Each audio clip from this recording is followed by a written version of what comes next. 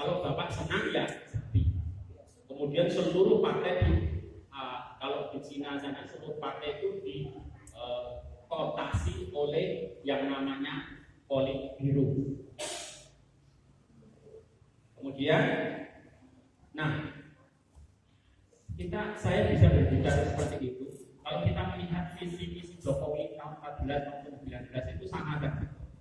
Jadi jalan perubahan itu narasinya PKI. Kalau jalan perubahan rakyat, jalan perubahan macam-macam. Kemudian jalan menuju Indonesia baru. Visinya terwujudnya Indonesia berdaulat mandiri berlandaskan gotong royong. Dan gotong royong oleh Jokowi itu dikatakan bahwa gotong royong adalah merupakan intisari dari Pancasila 1 Juni 1945. Ini sama nggak dengan apa yang dikatakan Aidi tadi, bahwa Pancasila adalah kekerasan daripada gotong royong adalah kekerasan daripada Pancasila. Jadi sama. Kemudian jadi ada perubahan jalan ideologis yang sangat mengerikan sebetulnya. Jalan perubahan itu adalah jalan perubahan ideologi di mana meneguhkan kembali jalan ideologis itu. Jalan ideologis itu adalah ideologi yang dimaksud adalah ideologi Pancasila 1 Juni 45. Jadi perubahan ideologi Pancasila 1 Juni Eka-Sila gotong royong, ini merupakan gen Nasakor. Kalau kemarin Turki ada gen pejuang Turki, sekarang ada gen Nasakor. Oke, kita lanjutkan. Nah, untuk penjelasan, jadi gotong royong ini penjelasannya Jokowi. Gotong royong merupakan intisari dari ideologi Pancasila 1 Juni 45. Terus penjelasannya di NID, gotong royong yang menjadi perasan dari Pancasila adalah terang gotong royong berporoskan Nasakor. Satu narasi ya, tapi satu narasi itu juga harus kita cermati. Kemudian ada paradoksi presiden dan petugas partai. Sesungguhnya Jokowi ini juga ada kebimbangan.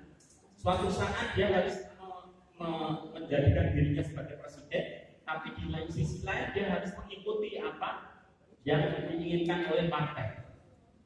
Maka muncullah apa yang namanya Kepres nomor 24 tahun 16, yaitu hari lahir Pancasila 1 Juni. Jangan sepakat nggak? Karena apa? Nah, Jokowi itu menjelaskan di dalam konsiderannya bahwa Pancasila itu sesungguhnya yang formal konstitusional adalah Pancasila 18 Agustus 45. Ya, ini kalau dengan baca konsiderannya ini jelas sekali bahwa Pancasila itu berproses pertama kali dipidatokan Soekarno, kemudian menjadi Piagam Jakarta, naskah Piagam Jakarta, kemudian finalisasi Pancasila itu 18 Agustus 45. Sepakat betul? Sepakat dah? Nah, kemudian 18 Agustus itu hari apa? Gondang nanti 18 Agustus itu oleh Presiden SBY dijadikan hari konstitusi. Hari konstitusi karena 18 Agustus itulah diketok secara resmi Undang-Undang Dasar 45 di mana di dalamnya ada sila-sila Pancasila. Sepakat belum? Nah, terus persoalannya, hari lahir Pancasila kapan? Nah, karena 18 ini aku mirip ke Jokowi dengan kaos ini. Karena 18 Agustus sudah dijadikan hari konstitusi oleh Presiden SBY dengan Kepres nomor 8 tahun 18 tahun 2008, maka melengkapi sejarah lahirnya, sejarah Pancasila perlu dicari hari lahir Pancasila. Ketemunya 1 Juni tatkala Pancasila itu disampaikan. Itu proses. Makanya saya mengatakan bahwa hari lahir Pancasila itu adalah hari lahir nama Pancasila. Kalau kita katakan Pancasila 1 Juni 45 itu adalah Pancasila inkonstitusional. Yang Pancasila konstitusional itu adalah 18 Agustus 45. Sepakat betul? Jadi nanti kalau memperingati Hari Pancasila, sampaikan bahwa Pancasila 1 Juni 45 itu hari adalah Pancasila konstitusional. Tidak pernah ada di dalam sejarah. Ya. Jadi ini kebingungannya presiden. Presiden itu miliknya bangsa Indonesia, tapi harus menjadi petugas partai. Maka pesennya 1 Juni sebagai hari lahir, akhirnya dijadikan hari lahir, tapi dengan konsideran tadi sesungguhnya Pancasila yang final itu adalah 18 Agustus.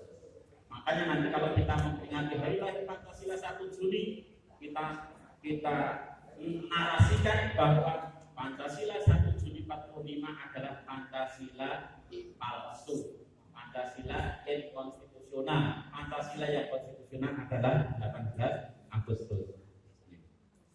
Oke, kemudian kita langsung kepada wawasan kedua. Jadi saya menginginkan bahwa reformasi total ini Polri seperti yang dikatakan oleh Reza Indragiri. Beliau adalah ahli psikologi forensik yang mengatakan bahwa intinya untuk reformasi Polri ya negara ini harus reformasi. Jadi tidak cukup mereformasi Polri, tetapi juga mereformasi lembaga-lembaga politik yang lain. Lembaga politik itu apa? Ya negara itu. Sebab kalau Polri-nya direformasi, lembaga-lembaga yang lain tidak, ya sama saja. Nah, bagaimana cara mereformasi dan merestorasi? Restorasi itu kembali kepada norma dasar, kembali kepada awal. Bahwa ya, kita dimerdekakan atas berkat rahmat Allah yang Maha Kuasa. Itu menjadi satu norma dasar bahwa di Indonesia ini yang namanya syariat Allah itu menjadi milik bangsa Indonesia. Kita terus betul. Ya. Ada bank syariah Indonesia kan gitu. Berarti syariat itu adalah milik bangsa Indonesia. Persoalannya kok berbank syariat? Nanti ke depan KUHP syariah, ke depan ada audit syariah dan sebagainya. Oke. Nah, ini ada 9 poin. 9 poin yang menyatakan bahwa Indonesia ini adalah negara syariat. Jadi kalau orang tidak mau mengatakan negara Islam, tapi syariat harus dilaksanakan di Indonesia. Sebab orang membakar orang, boleh betul? Boleh nggak? Boleh nggak? Boleh. Kremasi itu, ya, itu sudah meninggal dibakar. Menurut kita itu manusia tidak? Tetapi menurut mereka ya sudah mati. Tetapi menurut kita itu tidak baik. Kenapa mereka boleh? Kenapa kita nggak boleh mati? Mas Taufik mati tak bakar. Kira-kira saya ditangkap apa enggak? Saya ditangkap kira-kira. Artinya landasan agama itu adalah kuat. Maka kita jangan kecil hati bahwa syariat Islam harus tegak karena memang milik seluruh bangsa Indonesia. Salah satunya ini, satu, alinea ketiga, Undang-Undang Dasar menyebut atas berkat rahmat Allah yang Maha Kuasa. Itu sebagai basis pernyataan kemerdekaan kita. Kemudian pasal 9 mewajibkan presiden wakil presiden bersumpah menurut agamanya. Kemarin Jokowi itu sumpahnya demi Allah. Lah kok saiki dhek ora melaksanakan syariat kan gitu. Demikian. Katanya demikian, bukan demi Allah. Kemudian yang ketiga pasal 24 ayat 2 yang memungkinkan bagi pembentukan peradilan agama di bawah Mahkamah Agung. Masalah hukum. Kemudian pasal 28J Undang-Undang Dasar 45. Setiap orang wajib tunduk pada pembatasan yang ditetapkan oleh undang-undang untuk menjamin pengakuan serta penghormatan atas hak orang lain untuk memenuhi tuntutan yang adil sesuai dengan pertimbangan moral, nilai-nilai agama. Lebih. Pokoknya sampo itu udah nggak ada urusan itu. Kemudian pasal 29 ayat 1 bahwa negara berdasar atas ketuhanan yang Maha Esa. Kemudian pasal 31 ayat 3 pemerintah mengusahakan dan menyelenggarakan satu sistem pendidikan nasional yang meningkatkan keimanan dan ketakwaan dan akhlak mulia. Lebih. Makanya sekarang kalau ada kita belum tanya jangan apa-apa. Kemudian 7 pasal 31 ayat 5 pemerintah memajukan ilmu pengetahuan dan teknologi dengan menjunjung tinggi-tinggi nilai agama dan persatuan bangsa untuk memajukan peradaban dan kesejahteraan umat manusia. Kemudian secara formal ini pakar hukum. Jadi kalau ada keputusan hakim tidak menyebut ya, di dalam keputusannya itu demi keadilan berdasar ketuhanan yang Maha Esa, boleh nggak? Batal demi hukum. Ini ada. Secara formal diktum setiap perundang-undangan, sumpah jabatan dan keputusan pengadilan di Indonesia, kalimat berkat rahmat Tuhan yang Maha Esa demi Allah demi keadilan berdasarkan ketuhanan yang Maha Esa menjadi pokok kalimat pertama yang ditulis dan diucapkan. Nilai-nilai agama sudah inherent dalam kehidupan berbangsa dan bernegara, terutama melalui pembentukan undang-undang yang secara eksplisit mengadopsi nilai-nilai agama seperti undang-undang perkawinan, perbankan syariah, dan lain sebagainya. Kemudian yang terakhir, Mahkamah Konstitusi, Pak. Jadi kalau dulu Soeharto mengatakan negara ini bukan negara agama, bukan negara sekuler. Mahkamah Konstitusi, negara ini adalah negara beragama, negara berketuhanan yang Maha Esa. Itu Mahkamah Konstitusi. Oleh sebab itu, kalau orang kemudian menafsirkan Pancasila hanya sebatas Pancasila 1 Juni 45, ini adalah merupakan pemberontakan terhadap Pancasila. Itu yang bisa saya sampaikan. Mudah-mudahan ini untuk restorasi kembali kepada norma dasar. Jadi nanti restorasi polisi ini harus kembali kepada norma dasar. Seluruh harus direformasi, yaitu eksekutif, kepemimpinan negara bintang 24 kalau pilih pemimpin yang taat, yang saleh, yang taat kepada Allah, baik pembantunya, polisi maupun TNI-nya. Kemudian legislatif, wakil rakyat, ada pilek nanti, kemudian yudikatif, reformasi undang-undang dan lain sebagainya.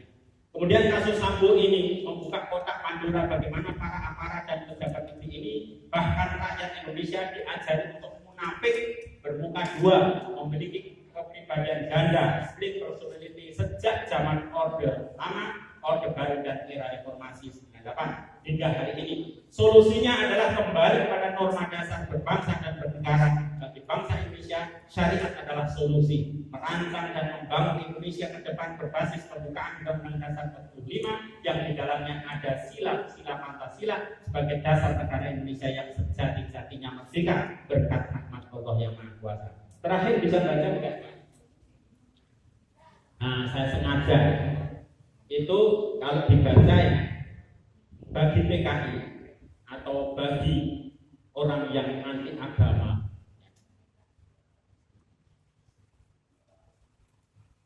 kekuatan adalah kebenaran. Tetapi bagi kita umat Islam, kebenaran itu adalah kekuatan. Bagi mereka, kekuatan adalah kebenaran. Bagi kita, kebenaran adalah kekuatan. Takbir!